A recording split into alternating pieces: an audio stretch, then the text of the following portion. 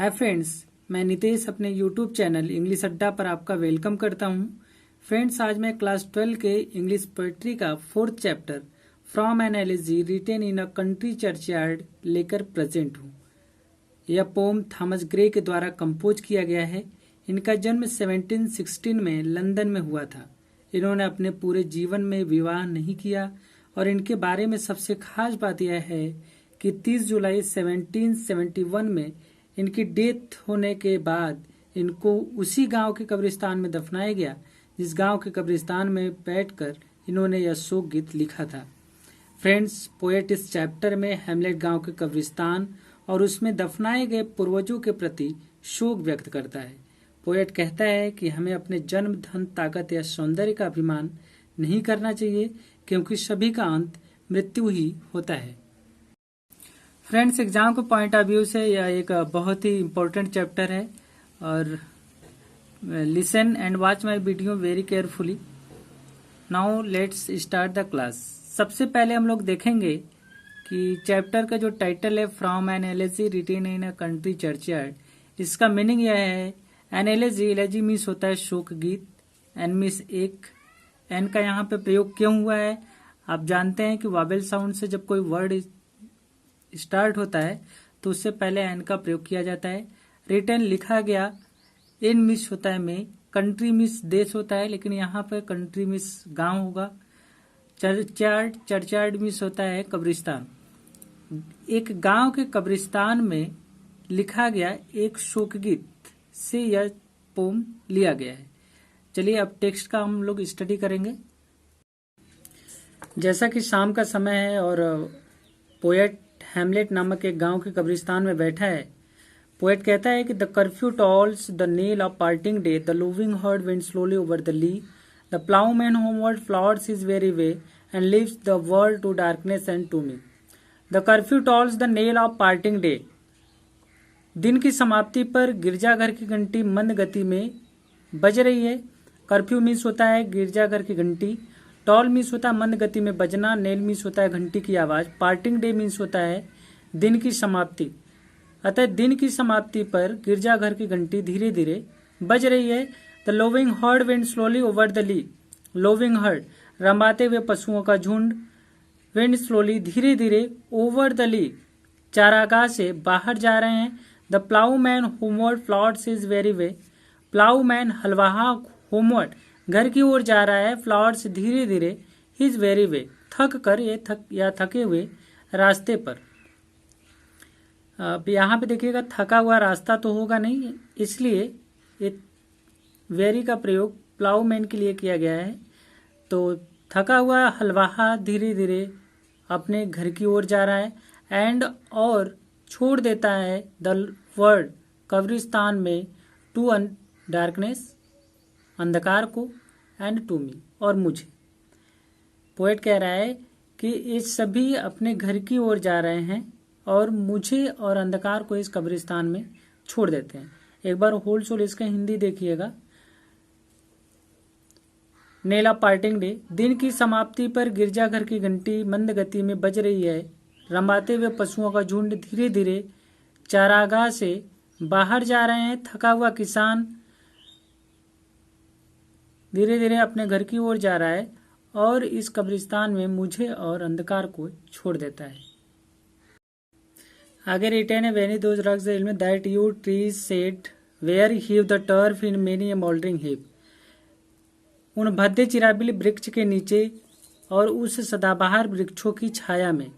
वेनिथ miss होता है कि नीचे, दोज मिस होता है उन रग्स इल्म का मतलब होता है, रग मिस होता है भद्दा, इल्म मिस होता है चिराबिल का वृक्ष, यू ट्री मीन्स होता है सदाबहार वृक्ष, शेड मीन्स होता है छाया।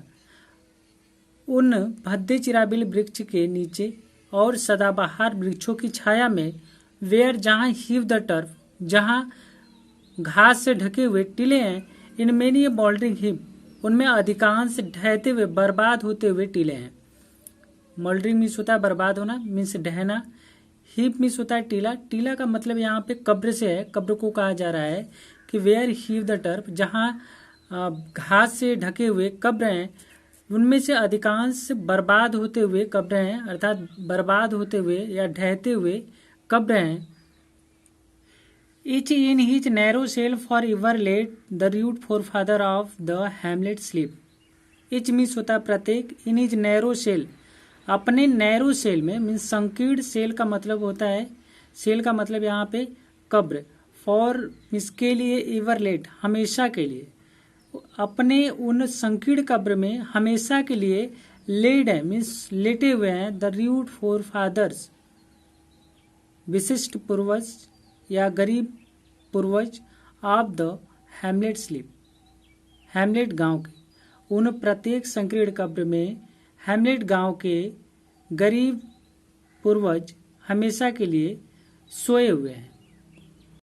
आगे रिटेन है, the breezy call of incense breathing morn, the swallow twittering from the straw built shed, the cock's shrill clarion or the echoing horn no more shall rouse them from their lowly bed. Poet कहता है कि the breezy call of incense breathing morn, सुबह की ताजे सुगंधित हवा के सरसराहट की आवाज, ब्रीजी कॉल मीन्स होता है हवा की सरसराहट, इंसेंस ब्रीथिंग का मतलब है ताजी सुगंधित हवा, morning means morning, the swallow twittering from the straw built shed, straw built shed का मतलब है सूखे हुए घास के तिनके से बने घोंसले, स्वेलो मीन्स होता है अबाबिल पक्षी, ट्वेटरिंग मीन्स होता है चहचहाना, सूखे हुए घास के तिनके से बने घोंसले से अबाबिल पक्षी के चहचहाने की आवाज, द कॉक श्रील क्लैरियन मुर्गे के बाग की आवाज, और द इकोइंग हॉर्न या शिकारी के बिगुल की आवाज, नो मोर ये पर्याप्त नहीं होंगे, राउज उठाने को, दे मिस उनको, फ्रॉम देयर लवली बेड उनके संकीर्ण कब्रों से, ये सभी चीजें उन्हें उनके कब्र से उठाने के लिए पर्याप्त नहीं होंगे। अब देखिएगा पोएट यहाँ पे यह कहना चाहता है कि ये जितनी भी चीजें ऊपर बताई गई हैं ये किसी भी व्यक्ति को जगाने के प्रतीक हैं, लेकिन जो हैमलेट गांव के गरीब पूर्वज कब्र में सोए हुए हैं उन्हें उठाने के लिए ये पर्याप्त नहीं है। एक बार फिर से इसका होलसेल हिंदी देखिएगा, the breezy call of incense breathing morn, सुबह के ताजे सुगंधित हवा के सरसराहट की आवाज, सूखे हुए घास के तिनके से बने घोंसले से अबाबिल पक्षी के चहचहाने की आवाज, मुर्गे के बाग की आवाज और शिकारी के बिगुल की आवाज, यह उन गांव के गरीब पूर्वजों के को कब्र से उठाने के लिए पर्याप्त नहीं है। आप देखिएगा आगे रिटर्न है, let not ambition mock their useful toil their homely joys and destiny obscure, nor grandeur hear with a disdainful smile the short and simple annals of the poor. Poet कहता है कि let not ambition mock their useful toil, ambition का मतलब ambitious person, move means होता है मजाक उड़ाना, there उनके यूजफुल टॉयल उपयोगी कार्य, देयर होमली जॉय उनके घरेलू सुख, एंड डेस्टिनी ऑब्सक्योर्स और उनके अस्पष्ट भाग्य, एक महत्वाकांक्षी व्यक्ति को उनके उपयोगी कार्य, घरेलू सुख और अस्पष्ट भाग्य का मजाक नहीं उड़ाना चाहिए। अतः पोएट यह कहना चाहता है कि जो दफनाए गए लोग हैं वे बहुत ही साधारण हैं और गरीब हैं, इसलिए उनके सरल एवं साधारण जीवन के लिए उन्होंने कठिन परिश्रम किया है, और एक महत्वाकांक्षी व्यक्ति को उनके इन्हीं उपयोगी कार्यों, घरेलू सुख और अस्पष्ट भाग्य का मजाक नहीं उड़ाना चाहिए। नॉर ग्रैंड्यूर और न ही एक वैभवशाली व्यक्ति को हियर सुनना चाहिए, विथ ए डिसडेनफुल स्माइल घृणा पूर्वक मुस्कुराहट के साथ, the short and simple annals of the poor उन गरीबों के छोटी और साधारण कहानियों को, घटनाओं को, और न ही एक वैभवशाली व्यक्ति को उन गरीबों के साधारण और छोटी कहानियों को घृणा पूर्वक मुस्कुराहट के साथ सुनना चाहिए।